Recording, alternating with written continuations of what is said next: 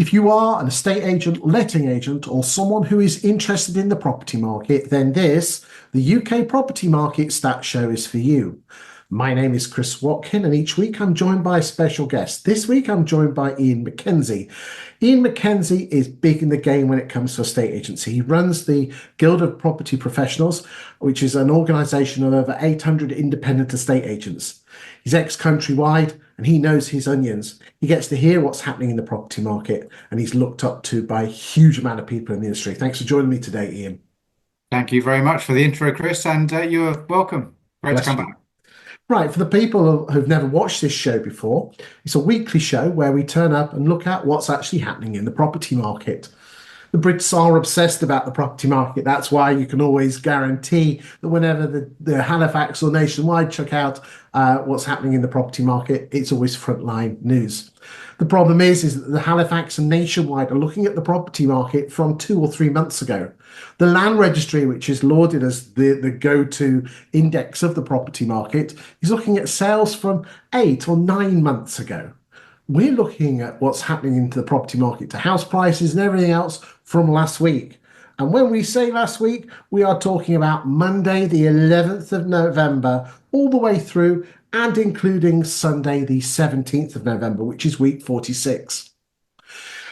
What we'll do is the show is split roughly into two. The first half looks at the property market in the UK, where we look at listings, fall-throughs, we look at sales, we look at net sales, we look at price reductions, and we look at house prices. The second half of the show is that we focus on a town or a city and really deep dive into that property market. This week it's on the, I don't know if it's a town or a city, I think it's a town, Guildford in the south. Now, that is going to be particular of interest to people, agents who are in Guildford. The thing is, though, that we're actually going to be using a bit of kit, ladies and gentlemen, which actually is a bit like Rightmove Plus on steroids. It is a fantastic bit of kit which enables us to look back at the market share growth, how good an agent is over multiple metrics over the last 5.5 years. And if you're an agent that's suffering from overvaluing or cheap fees from competitors, and you really are as good as you say you are, then this bit of kit can prove that you're that good. And what I would say is if you're an agent suffering from that, do watch that element of the show and look at the bit of kit that we do use, because you could apply that bit of kit to your town and prove that you're a better agent and stop suffering from that awful overvaluing and cheap fees. The whole show will last approximately an hour, so half an hour on the first, half an hour on the second. And what we'll do is Ian, has been on the show since the start, will give his beautiful insight as we go. So without further ado, Ian, shall we dive in and have a look at those beautiful statistics? Let's have a look. Data doesn't care about your feelings, so let's have a look.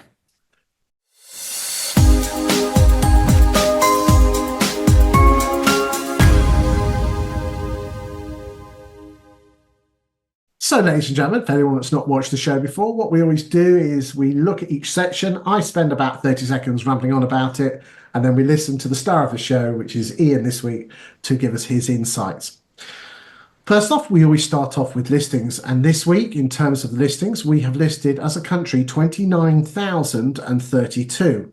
Last week, and again, I'm aware that there wasn't a show. There were stats last week, ladies and gentlemen, for week 45, but there was no show. I was away, but what did come out on Property Industry Eye. So if anyone misses the YouTube video, you can always go onto Property Industry Eye. If the stats are there, then they're available always on a Friday morning. Last week we were on 29,500. The week before we were on 28,643. The graph that you can see on the screen now, ladies and gentlemen, the white line is 2024, and we're comparing ourselves with 17, 18, 19, and 2023, and we can see that we're slightly ahead of the game there, but I'm sure Ian will give his insight there. Year to date, because again, I think it's important that we do look at slightly more medium term. We're on a 1.6 million listings, which is 8.2% ahead of 2023 and 7.5% ahead of the averages of 17, 18 and 19, which are more, as we can say, average years. The average price of a property coming onto the market, 411,806. And as we've always said, there's 29,032 listings. What's your thoughts on this, Ian? I think it's been a positive year. It's been a positive year for normalization of the marketplace. A market where you have more instructions available is self-perpetuating because it stops that really annoying piece of feedback from consumers, which is perfectly understandable from their perspective, but that annoying feedback of, I'll sell my house when I find something. So long as agents are actually taking inquiries, either applicants that live in their area or out of their area that have got a house to sell as serious, they can show a prospective client a home, get them to, get them interested, and then put the home on the market. So it's positive because it's not just the benefit to the independent agent, it's the benefit to the consumer that is the most important thing of having more stock on the marketplace. You are so right. This graph here, ladies and gentlemen, shows the stock levels. We do this on a monthly basis. So this is close of play on the 31st of October, opening the door on the 1st of November. And we only do it, as I said, once a month. And so therefore we're comparing each end of October. And as you say, 725,000 properties compared to 664 a year ago, 523. Again, let's just remember, ladies and gentlemen, this was at 1.4 million in 2008. Okay, so don't be alarmed that there's more stock. It's like Goldilocks, isn't it? It's just got to be not too much. Yeah. I do like my porridge, or I must admit I do prefer ready bread. But senior management, Mrs. Watkin does like her proper porridge. Are you a bit of a porridge man yourself, Ian? I actually had some ready bread this morning, actually. Fantastic, Yeah. fantastic. Okay, let's move on and look at price reductions. Looks like I've not been very good with the clips there, so I do apologise. But basically, this is the percentage of price reductions, UK price reductions as a percentage of UK residential sales stock. Just to give you an idea, that's 10%, 12, 14. So on average, at the moment, we are reducing about 13% of our residential stock per month. Let's go and look at the standalone week figures. The average value of a property, 401,000 that's being reduced, and the number of price changes, 20,710. So whilst that looks really good compared to other years, it really, let's look at the stats. Okay, 13%, which is nearest damn it 1 in 7 or just a bit below that. Is that enough when we're only shifting 53% of the homes we're actually selling? I would say no on this one. I think that there's a really important thing to take into consideration for business owners, estate agents that haven't been in the industry since 2008, which is it's a very different skill set to manage expectation of the consumer in a market that goes a little bit slower. Because you have a lister that goes out that says, we'll sell your home quickly for you, but then actually the market is dictating something different.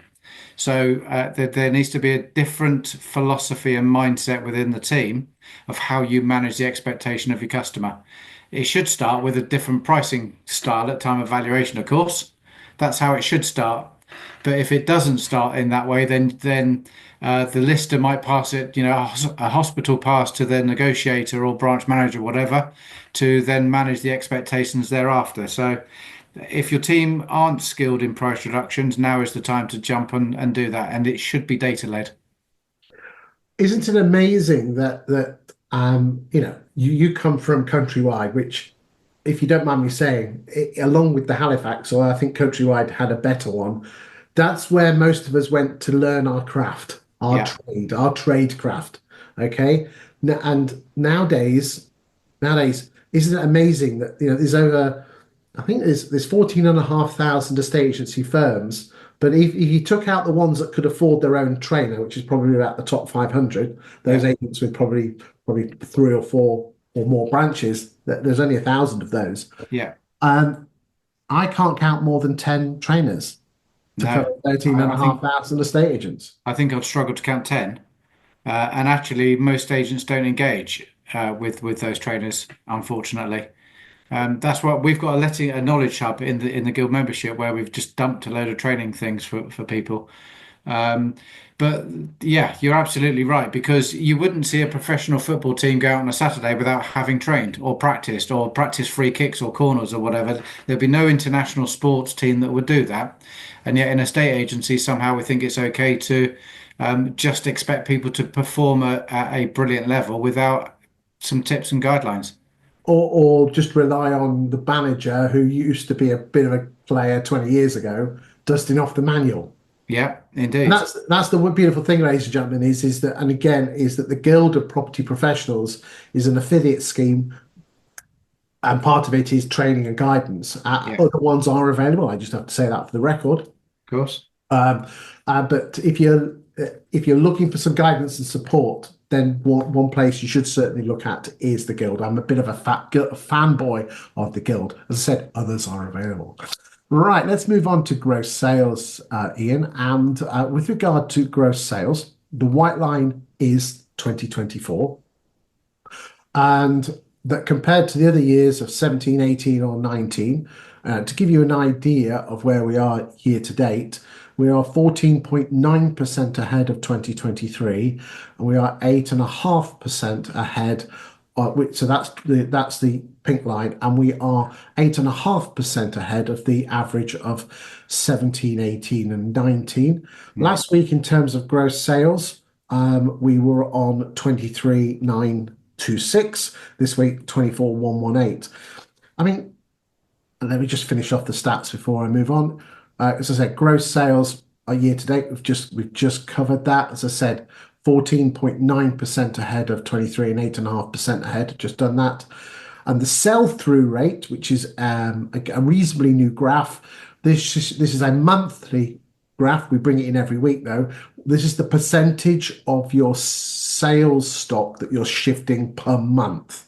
So at the moment, we're on about 60. We're selling 1 in 6 of our stock a month. I always find it fascinating that everyone thought we were selling 100% of our stock in the glory days of 20 and 21. We weren't. We were only selling a third. The average price of a property coming onto the market this week is just 365, which has hardly changed. That number Yeah. has shifted between 365 and 370 for the whole year. It hasn't changed, which is amazing. Mm. And again, just give you an idea of a standalone figure on the sales compared to the standalone weeks of other weeks 46. Remember, week 46, ladies and gentlemen, it's not many weeks until Christmas. Oh, I got it in. There you go. Thoughts, scores on the doors, Ian. What's your I, thoughts? I think it's really encouraging this year from a consistency perspective, because it has shown that that actually the market has normalised. I said that a few minutes ago. The market's normalised. If you take into consideration that interest rates for the majority of this year have been very high, and yet the general public and consumers have just got used to it. And so I grew up in the 80s and 90s in agency when interest rates were at 13, 14, 15%, and we were still selling homes. And so I wasn't overly excited when they were at 0.25%, and I haven't been overly concerned when they've been at 5%, because the market finds its way to address the situation. So, and this graph absolutely shows that. And to say at the start of the year that we would be 14%, nearest down at 15% year to date for sales, Yeah. you'd have snapped the hands off, wouldn't you? Without any doubt. Yeah, without any doubt. The challenge is getting it through to completion, of course, because it's taking so much longer.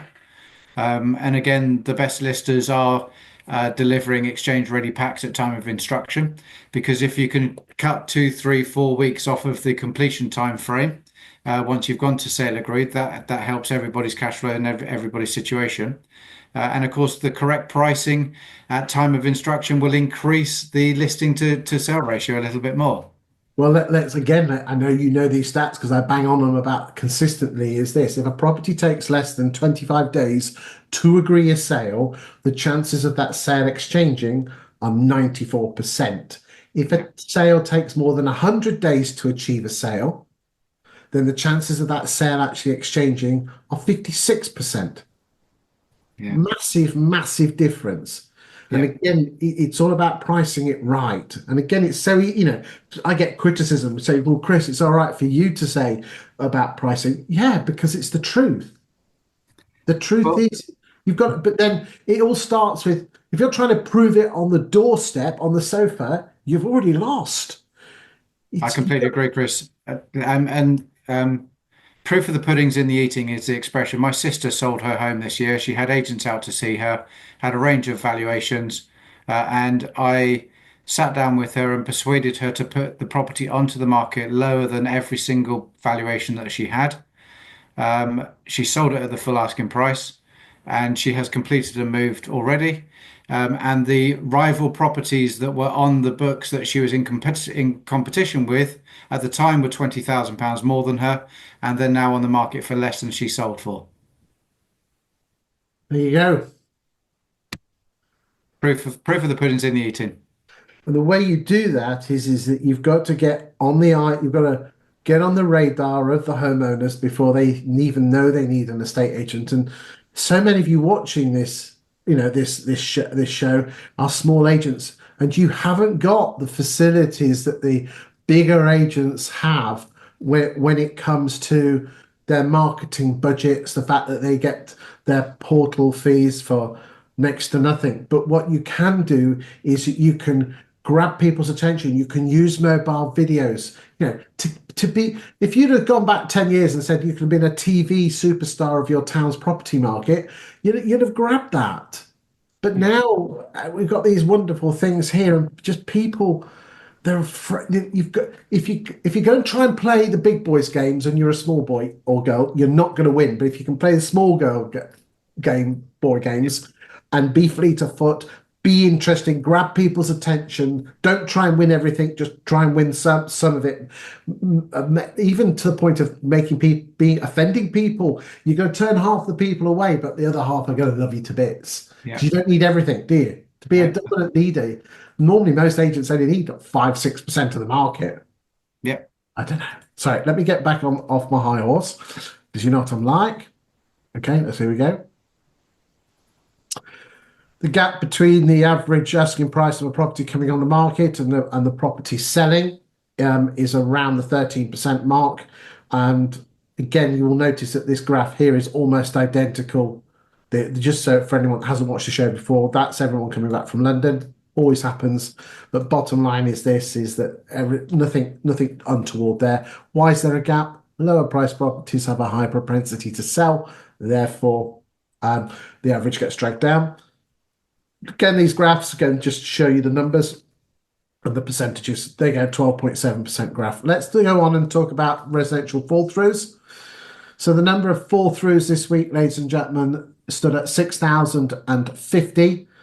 The fall through rate is 25.01, which is a nick down. So again, I did some analysis, and the fall through rate since stamp duty is actually lower than it was in the 8 weeks before. Yeah, so Interesting. fall through rates. I know that I've heard a lot of renegotiation, but we haven't had end of the world. The doom mongers out there, bless them. This is a particularly good graph. This shows we do this on a monthly basis, the percentage of sales pipeline fall through, because I think this is comparing gross sales this week versus fall throughs on sales that took, but it's not a particularly great way to measure it. It's what all agents do measure it that way. But this particular graph here just shows you what's happened to your pipeline. And again, there's nothing untoward there. That around 6%, just under 6% of agents' pipeline is falling through at the moment. And I said a fall through rate this week of 25.01, which is just slightly above the long-term average. Here you go. Can you remember something happened in there was this lady called Liz Truss. Can you remember Oh, her? yeah. And, Yeah, and kamikaze, yeah. yeah. Well, there you go. There's the fall through. 36%. There's your fall. Here you go. So again, that's just important to show that. And again, Yeah. I'll just show to the ladies and gentlemen that on this graph here. Look, it's always around 25. That was the Liz. I like that kamikaze. I'm going to take that one. Ignore the spikes; they're just Christmas spikes. Yeah. That's the quasi quarton Liz Truss thing. Right. Anything on that before we go on to net sales? Yeah, the impact of the Liz Truss situation was difficult at the time, emotionally for people, but the real impact for agents came the following year because everybody went into 24 with 23 with a significantly reduced pipeline, and with the conveyancing time frame at that particular point worse than it is today, it just meant that cash flow was a real issue. So congratulations and well done to everybody that navigated through that. It was a difficult time. Very much so. Very much so. Let's move on to net sales, ladies and gentlemen. Net sales is gross sales less fall throughs this week. gives us our net sales figure, and the white line is this year. And to say that, again, we're just that is to consider that we are at the same level of net sales than we were in 2021. Yeah. I mean, that is truly amazing. What if Yeah. in 2021, in week 46, 18,167, and this year, 18,138. Yeah. Again, to say that we were a bit the same, 21 was a damn good year. Yeah. Look how far we are ahead of the pink line, which is 2023. The blue line, this is the quad thing. There you go. Yeah. That's that fall through. That was that awful time. This is really, really good. Yeah. Net It's good. sales, gross. Pipelines are up across the board. Well, again, That's the interesting. As you Yeah, that's know, the feedback I'm getting. Pipelines are higher. Of course, there that you takes go. management. There's There you go. pipelines. Where There there's you a go. stat, there's a Watkin graph. Aha. So again, that shows you pipelines. And again, as Ian says, sales are still taking around 18 or 19 weeks, but they have done for the last 6, 8 years. So Yeah. the next point now is to get those bloody things through. But Christmas will certainly give us a certain prune juice. Christmas will focus the mind, and that'll certainly go down after before between now and Yeah. Christmas as Of people course. want to get in. There you go. Um, Cumulative net sales, which again, this is the stuff that's going to be, this is in essence another word for exchanges, slightly delayed exchanges, but this is the exchanges. We are 17.3% ahead of 2023, Yeah. which Good. that's really good, and 6% of 17, 18, or 19. So isn't it interesting that gross sales are a lot more than 17, 18, 19, but the fall through rates are higher? So Yeah. sales are. Um, yeah, just good to see, really, mate, isn't it? Can't, It is. can't more than that, really. Anything else you want to add to that? I think that going into next year, we've just had a general. We have to remember we've had a general election this year as well, and usually we see downturn or upside to the general election. Going into next year, it's going to be a bit of stability into things, and so it's all about marketing strategy and making sure that you increase your market share. I mean, it's interesting. Some people have just come off a webinar, and what's going to happen with employees, and increasing national insurance. And I just worked out that the average person on an average wage, their employer is going to have to spend £855 extra per person Yeah. in national insurance, which Yeah. is a lot of money. But this is the other important thing, is that the average person had a wage increase last year of £1,600.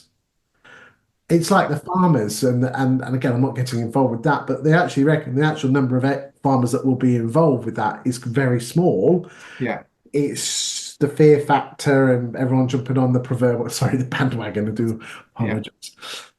So yeah, I think the magic, as Ian rightly says, is that people are looking to agents to be the guide of the property market, and and the best way you can do that is with cold hard facts, isn't it? Yeah.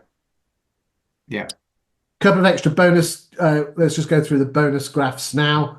For some of you that will like them, there's gross sales as a percentage of listings, and there's price changes as a percentage of listings. This is a monthly graph. This shows us the red line is the number of exchanges, and the yellow line is the number of withdrawals. This particular graph here shows your percentage of chances of selling your home. So each month, what percentage of homes that leave estate agents' books are actually leaving on exchanges, which means you get paid as agents and homeowners get moved. Again, we are hovering around that 53%. So God knows what's happening to the other 50, 40, 47% of properties. We've done the properties for sale. We've done the pipeline. Final thing, house prices. On this show, we measure the pound per square foot. Why do we measure the pound per square foot? Because the pound per square foot has a very, very strong correlation to what will happen to the land registry. That, in fact, the orange line, the pound per square foot, will tell you what will happen to the land registry with a 92% correlation coefficient, Pearson correlation coefficient, can't say that when you're drunk, in 5 or 6 months' time. So therefore, follow the orange line, ladies and gentlemen, and that will tell you where the land registry is going. So you can see here, for the last 2 years, it's just been bobbling along, but we are seeing a slight growth, but that might drop down again. do remember, ladies and gentlemen, let's just remind ourselves, is that house prices today, after inflation, even though they're 7.1% higher than they were 3 years ago, they're still 15.2% cheaper in real terms. Houses are cheaper in real terms. People can say, well, Chris, what about wages? Wages in real terms are identical today than they were 3 years ago in real spending terms. Yeah, Shocks people, doesn't it? it does. We had that debate this weekend with my family, actually. Here you go. Well, Your I name, sent. your name was at the kitchen table over the weekend, Chris. Well, I send what I do, ladies and gentlemen. I have interesting stats, and I send them. I post them online, and I send them to my friends on WhatsApp. And if you just follow me on social media, LinkedIn mostly, you'll get my thoughts. I'm a bit. As I say, they call me Stato. Um, There you go. These are a couple of these are newish graphs. We do these on a monthly basis and just basically shows you the split of your sales pipeline and your residential sales stock. Orange is your sales stock, green is your properties for sale. That's proportion split, and that is for sale, actual hard unit numbers. Mate, I think we're there with the first half of the Good. show. I think we are. So anything there before we go to Guildford? Yeah, this time of year, I think a lot of agents I'm talking to are planning for 2025. If you're not, then maybe take a couple of days out of your diary and have a think about it. What do you want to achieve? What's the market share? What areas do you want to dominate? And those agents that are thinking of the Boxing Day bounce, I would ask them to, because you brought up Christmas, Chris, so I'll just say that. But if you're thinking of the Boxing Day bounce, rather than just doing your traditional method of putting it on a or some portals, why don't you actually think about launching your properties on your own social media over Christmas and give yourself a bounce? There you go. There you go. We actually talked about that. There's a certain large firm that likes their Boxing Day bounce, and we did some analysis on that. So Yeah. we did that. So if you want that analysis, then what's the? Just remind the ladies and gentlemen of the podcast, Ian, Which podcast? the one that you do intermittently at the Guild. Oh, yes. Yeah. The home stretch. My one. Yeah. The home Yeah, stretch. that's what I should remember it, shouldn't I? you should do. Yeah. I was giving you an open goal there, mate. But there you go. Never mind. I'm Harry Kane. I missed it. Oh, bless you.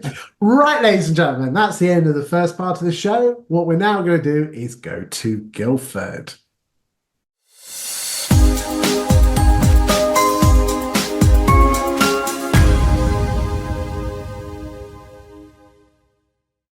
Okay, for those of you who have not watched the show before, the piece of kit that we're going to be using is called Insight. And Insight is one of the many platforms that 20EA utilize that build. They have different platforms that do different things. This is Rightmove Plus on steroids with lasers and glitter balls. It is absolutely amazing. I am their biggest fanboy. Although there's a number of people in the industry that want that title as well. This bit of kit will prove that you are a good or a bad agent or indifferent. For the record, it's a piece of kit that 20EA give to me free of charge. And in return, I do the stats which fuel the property stats that you've seen already in the show and also fuel this part of the show. I get no commission or any consideration whatsoever by talking about the product. I am a massive fan of it, but you, as I said, don't ring me up and ask for a quote or I'm just highlighting it. I'm telling you how I get it, and then I'm showing you what it is. And you can have this bit of kit yourself. I believe there is a free version, very limited. There is a normal version for an agent in a town. Then there's one for regions, and then there's one for the country, and you pay commensurately. I think it's damn good value for money. But as I said, I'm not on any kickbacks or commission, so go and talk to them accordingly. So we're looking at Guildford. Do you know Guildford at all? I do, yeah. I know it reasonably well, not intimately, not as well as Winchester, but pretty Good well. stuff. So we went to Guildford, ladies and gentlemen, in the around the Easter of 2023. So now we're at the back end of 2024. We're going to have a revisit and see who's the moving and the shaking of the agents there. Do you have any guild members there, Ian, before we We do start? indeed, yes. We have a very good member there, yeah. Excellent, good stuff. Right then. So, ladies and gentlemen, what happens is this. I just ramble on and Ian just cuts across when he sees something, okay? If you're watching this on a phone, then my advice is wait till you're on a bigger screen because the amount of data on here is absolutely scary. For the purposes of what exactly Guildford is, we're using the postcodes of GU1 all the way through to GU4, which is core Guildford, okay? Some agents here will have multiple branches, some will have not many at all. We're just looking at second-hand properties. We're not looking at new homes. And we're looking at between the 1st of January 2029 all the way up to November 2024. So you can see this is Rightmove Plus on steroids. And the data that it gives you is just basically sublime. Okay. And if I'll tell you what, if Rightmove did this, it would be worth the Rightmove fee would be worth it alone. But never mind, they don't. We're doing this. So what we're doing here, ladies and gentlemen, is this. Let's always start off with the first thing that agents are obsessed about, which is listings. Okay. So the average, there have been 13,709 properties that have come on the market since the 1st of January 2019, with an average pound per square foot of £546 and an average price of 618. Do remember that number, ladies and gentlemen, because that will give you an idea of where that particular agent fits in the marketplace. Well, obviously, and we'll move on to sales and price reductions and saleabilities in a second, but we'll always start at the top, which is listing. So Seymour's is the first agent concerned, and let's have a look. And I have to admit there that that is really, really impressive. Now, I will just say for record, and again, Seymour's are not a client of mine. Ladies and gentlemen, my daytime job is that I am a content writer. I produce content for estate agents, social media, talking about their local property markets, what's happening to house prices, what's happening to rents, and other such things. And so I will declare, no, I have no clients in Guildford at the moment, and Seymour's are not a client of mine. But I can tell you here and now, Seymour's are pulling trees up, Ian, and I don't know what the hell they're doing, but we've been looking at various different towns in the home, that southern part, and Yeah. I don't know what they're doing. They were big at the EA Masters. I've done some towns, really, really impressive stats.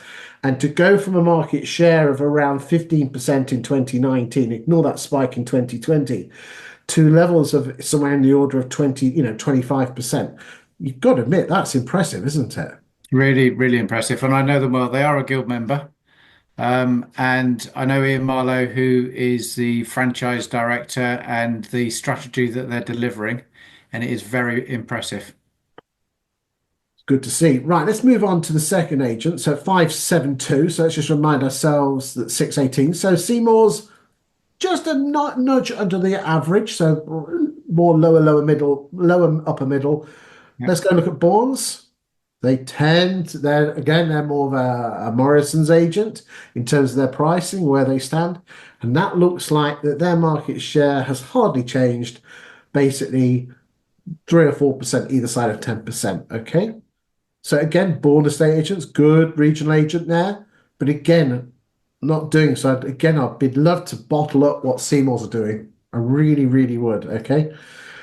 Okay, I let's go mean, look at. without giving away any secrets, it's omni-channel marketing strategy. So print, digital, and contact, human contact as well. But really interrogating their database. They've been around for a long time, very successful brand for a long time. They've got a very rich vein of data that sits within their business, and they're using it.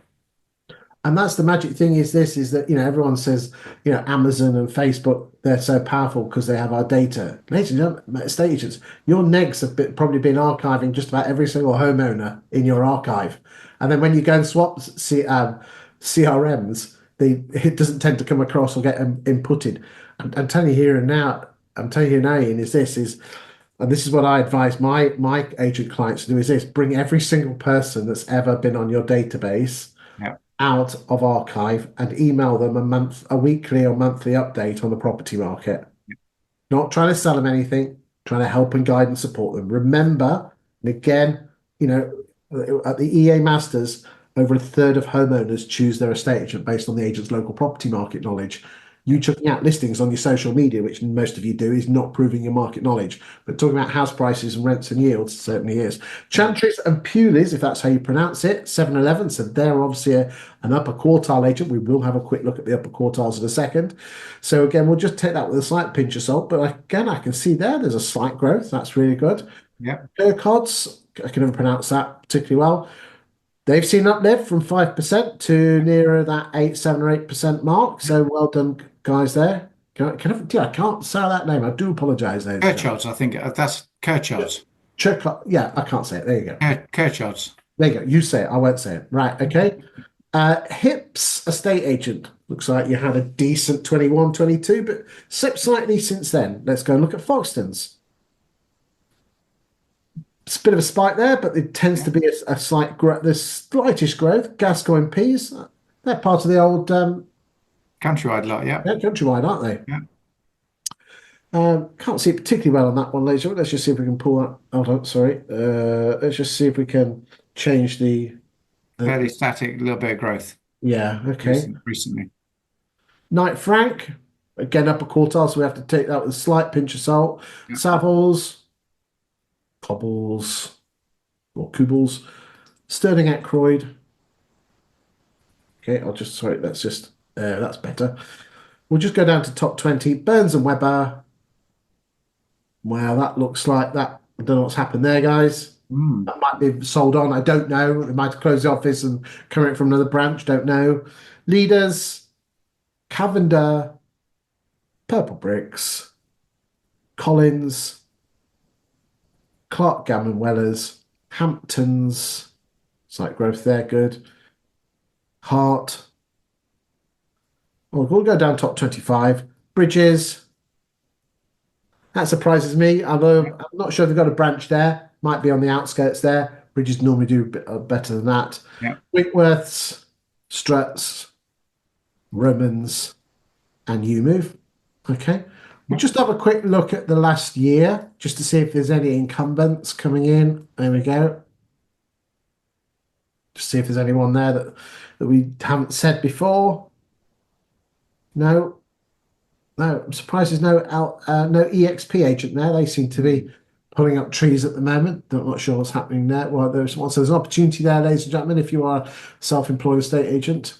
And again, looking at Seymour's, they over the last 12 months, they've actually increased it by another 4%. Yeah, you've got to admit that is impressive, isn't it? Yeah, it is. You can spot that one. You can see why we brought him along, ladies and gentlemen.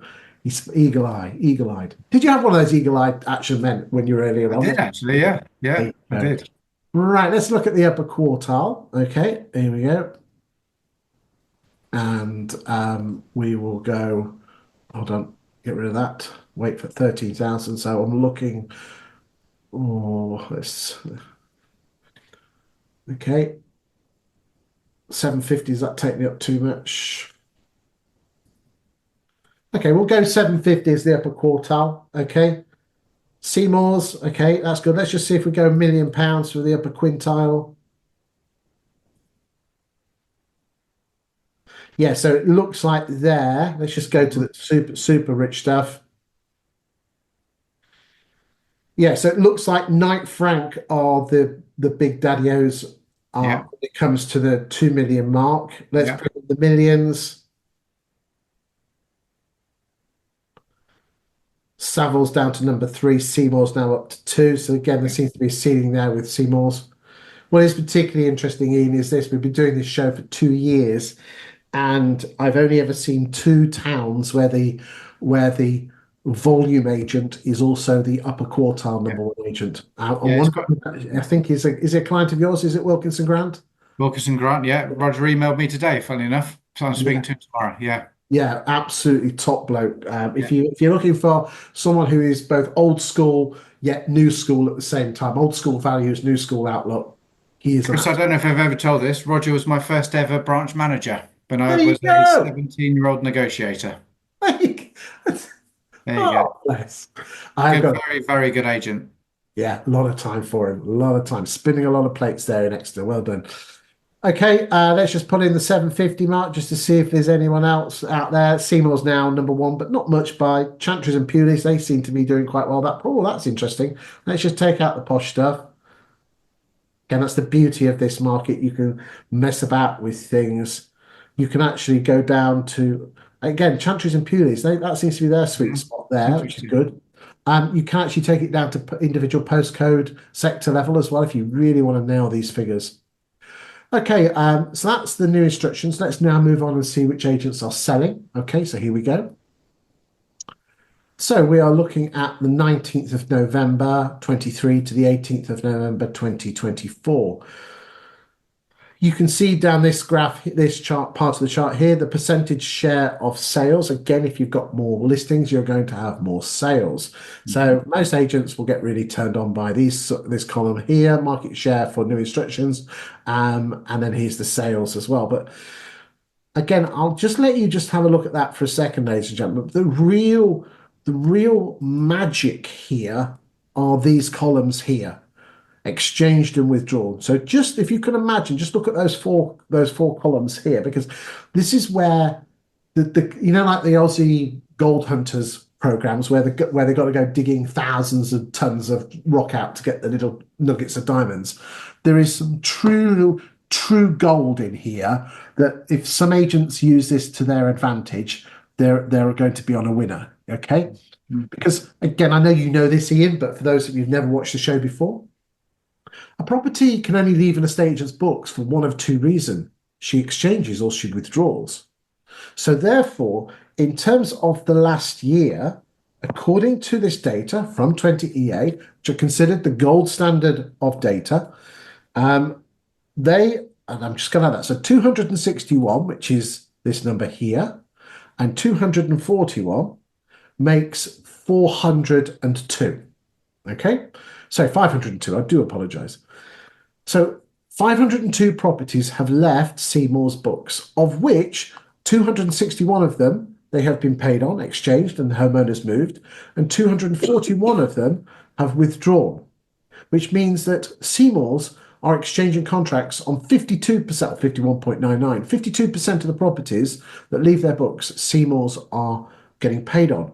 But if you look at number 2, 3, and 4, the numbers are 60, 65, and 70.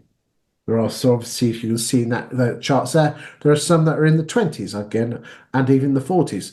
Again, the upper quartile properties do tend to have lower percentages. But if we're just looking at pure core market, certainly if I was Chantries and Puleys, and I could actually say if I was Chantries and Puleys and I was going up against Seymour's, I'll just do that now.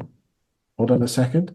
I would be put right. So I'm Chantley's at 65.5 divided by 51.99.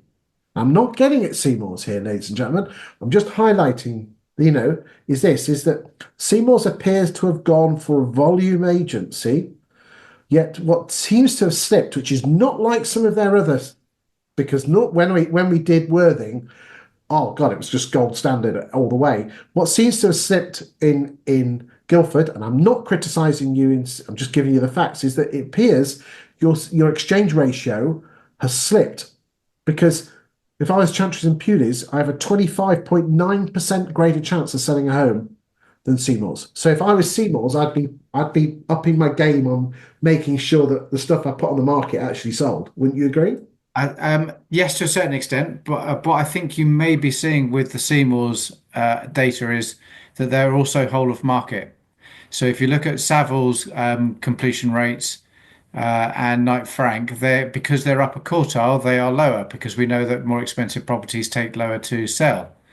So it may well be a combination of whole of Now, market influence. let us find out, Ian. Hey, good. I like it. You can see why we invite him on, ladies and gentlemen. So we're going up to 750 now, which I think is fair. Yep, I think, yeah.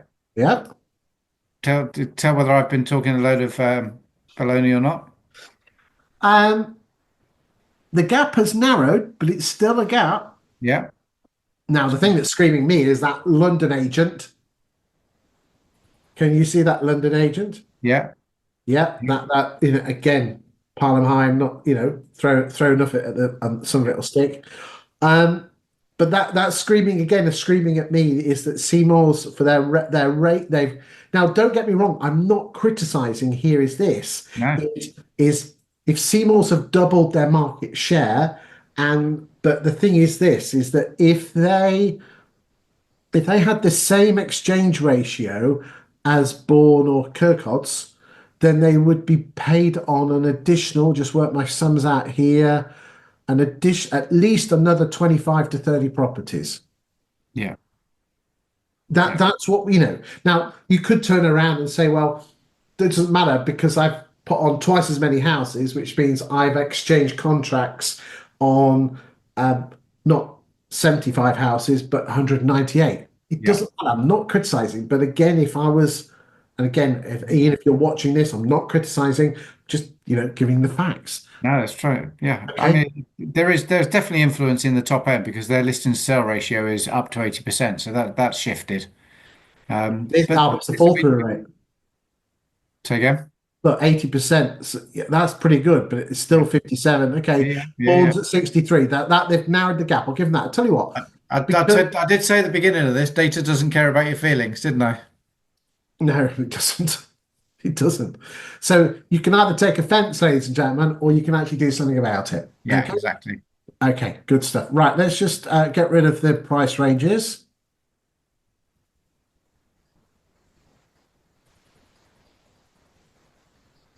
Let's see who the movers and shakers are. Let's just see who's price changing a lot. So 87%, who's that? Foxtons, there you go. No Okay, surprise that's there. interesting. Okay, so therefore, again, that's going to ring alarm bells with me. Is are they overvaluing? No, don't Yeah. worry, ladies and gentlemen, we do have a screen that looks at that.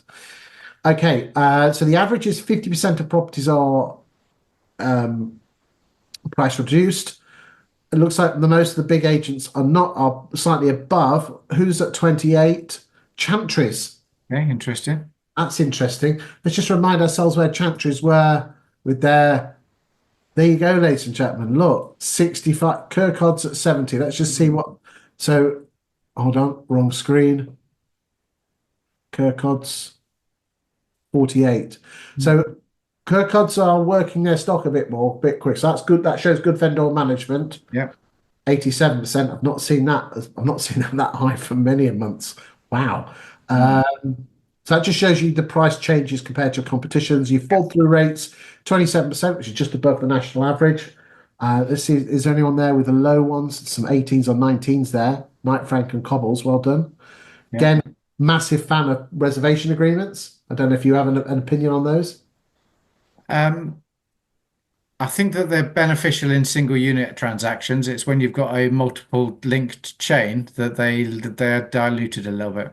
Okay, fair goes. Fair point. What I would say, I mean, the two things it's already been mentioned already by the wonderful Ian is this: get solicitors instructed on day one of listing Yeah. and seriously consider reservation agreements. Your fall through rates will be going down to single figures. Okay, anything on that before we move on to the next screen? No, it's good. Good, right, you go. Okay, so this screen here, lots and lots of different charts here and showing different things. So what have we got here? We're looking at all the new we're looking at this is the last 12 months, and we're looking at of the properties that you have shifted, how many were they overvalued and how close did you get to the original asking price? Okay. So of the properties that have exchanged and completed in the last 12 months, Seymour's have on average overvalued by 1.93%. So when the house came on the market, 20EA had a figure for it on their computer, and then they looked at what they put it on the market for, and the average is 1.93 for Seymour's. The average in Guildford is 1.9. Bourne's are at 3.71. Foxton's are at 5.8. There's some quite, that's scary, 5.8%. Mm. Bourne's there, as I said, at 3.71, but it doesn't really matter what you put it on the market for, it's what you sell it for. So this next here is what percentage did you achieve off the original asking price? So Seymour's achieved on average 4.53% less than the original asking price. Bourne's 6.69, Chantry's 3.26, and so on and so forth down the chart there. Now, the problem with percentages is that a lot of people can't get their heads around them. So therefore, what we do is we put that all into pound notes. If a property came on the market at 650, what would they sell it for? Seymour's 632 and 5492. Bourne's 629, Chantry's and Pewley's 635, and so on and so forth. So again, if I was an agent with a higher price, I would actually say if I was Chantry's and going up against, say, Bourne's, and let's just say Bourne's were, I don't know, £2,000 cheaper on the fee, you could actually say, yes, but I'll get you 6,700, £6,400 more. So you can either spend 2 grand more to get four and a half more back, and here's the proof. Mm. You can see they this gold in this gold. You just got to be able to read it and show it to the punters. Absolutely brilliant. So, anything on there before we move on? No, no, it's good. Okay. Let's see how quickly agents are shifting their properties. So, looks like Chantry's take on out. So on average, 73 days to find a buyer, but looks like Chantry's are only taking 43 days. Seymour's 62.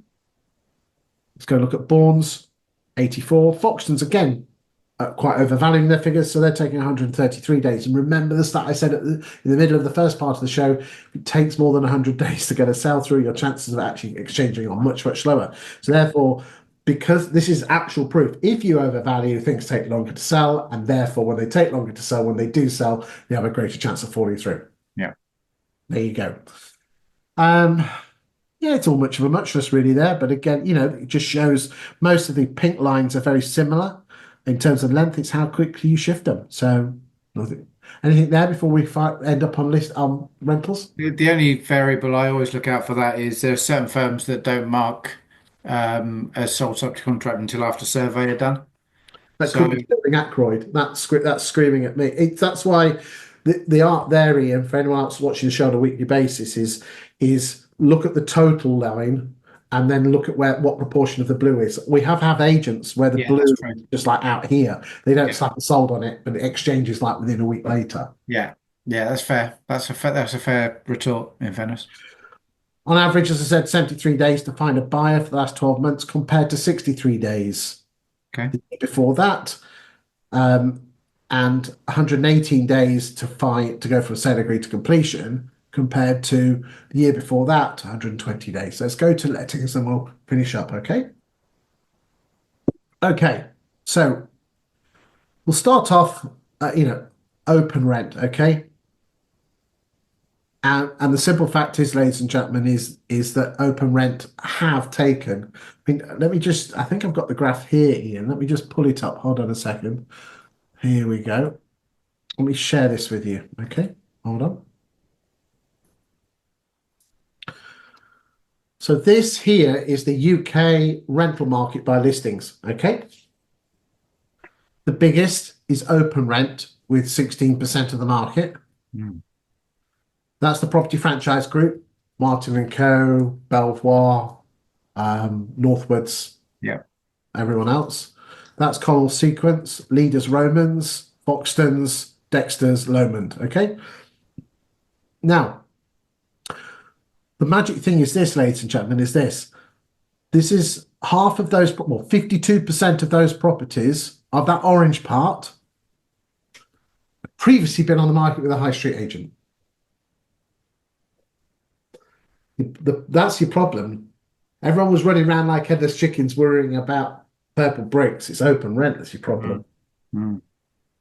You're not proving your worth. You're not showing why people should stay. You're making it look so easy. Oh, all they do is whack it on Rightmove. We might as well put it ourselves. Yeah. I think the Renters' Rights Act bill will actually attract more landlords to us. I I really, agree. really, I completely agree. If agents prepare for it correctly. yeah. Right, let's get back to the stats. Okay, here we go. So, open rent and growing. Let's look at Stern Ackroyd. Pretty steady. But again, actually staying steady in this market is actually net growth at the moment. Yeah. Bonds, Foxtons. Where's that? Is that no? It isn't student nets. No, that's interesting. All their spikes are in May. Mm. Not seen that before. Interesting. Leaders seem to be drifting downwards. Gascoigne Peas, Cavender, Hart, Seymour's, Growth. There you go. Look at that, Ian. Interesting. Again, using their database, picking the phone up to landlords, liaising with them. I've seen that on a number of locations with Seymour's. Okay, let's go and look at Martin and Co. Then downward, Home Club. I'll go down to number 20.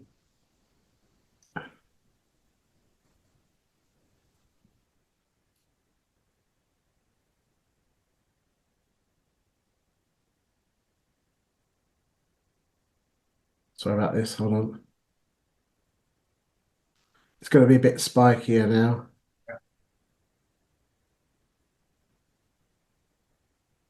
I'll do top 25.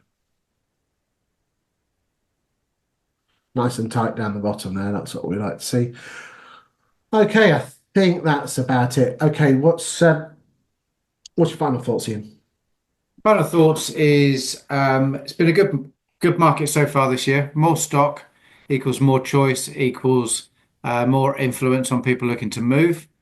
From a selling perspective, got to have better skills of vendor care and price management, better skills and more honesty at time of valuation and listing. Stop overvaluing because you're not really serving your customer in with their best interests at heart. Nor your Um, own. or your own, but you think you are because you think by winning it you're going to get paid, but statistically you're not. And from a lettings perspective, there is opportunity with the Renters Reform Bill coming. So personally, I think 2025 is going to be a good little marketplace for everybody. For the right agents doing the right things at the With the right. right agents doing the right thing. And as I say, the right agents doing the right thing are thinking about their digital footprint as well as their traditional marketing channels. Let's learn from what Seymour's are doing. At the end of the day, I've looked under the bonnet there, and I'm really impressed across the whole network. So it's obviously a system that can be replicated. Go on to their Facebook campaign. You go onto their Facebook page. You can look on the page transparency tab, see what Facebook adverts they're running.